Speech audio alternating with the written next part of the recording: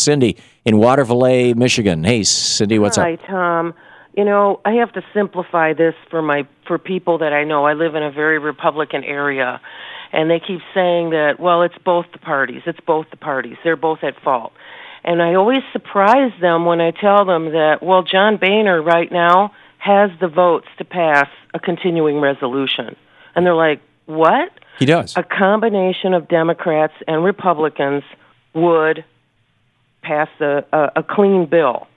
And he chooses not to do it because of this silly, well, they call it a rule, but it's not a rule, the Hastert rule, that he has to have a majority of the majority.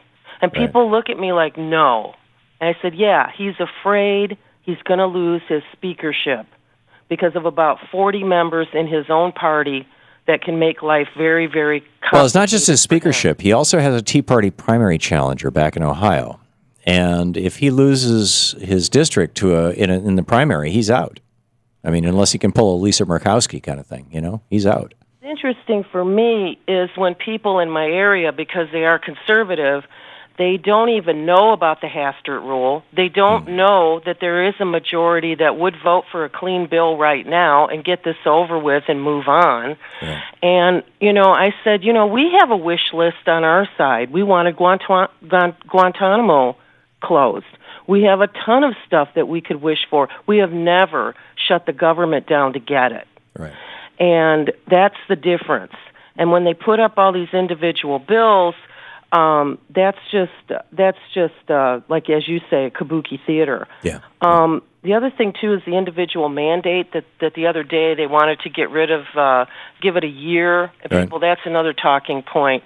The individual mandate right now has been more or less waived because there's a $95 fine the first year, but the IRS has even said that they're not interested in making people comply strictly. Right. They don't actually have an enforcement mechanism. I mean, the fine is there, but the IRS doesn't have the legal authority to force you to pay it.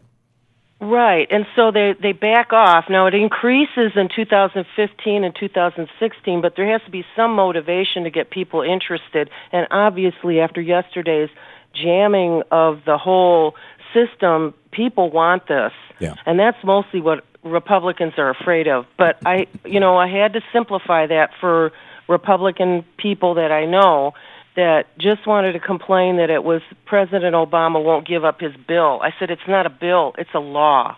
Right. And as you said, it's been enacted for 3 years. Yeah. And it was brought in very gradually because of the Republicans that sat on those committees. There were Republicans, equal number of Republicans and Democrats that sat on the Health Committee, that sat on the Commerce Committee, and all of these committees in the Senate and the House, and they're the ones that dragged their feet and then came out and lied about the bill. Well, and the other half of it, Cindy, is that they phased it in gradually like this because they thought that they were going to have President Mitt Romney who was going to repeal it. All right?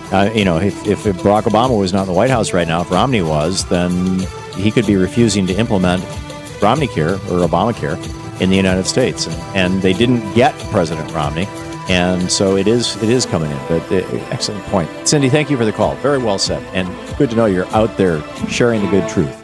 You're listening to the Thom Hartmann Program. Visit ThomHartmann.com for audio and video archives. John Kenneth Galbraith. The modern conservative is engaged in one of man's oldest exercises in moral philosophy. That is the search for a superior moral justification for selfishness.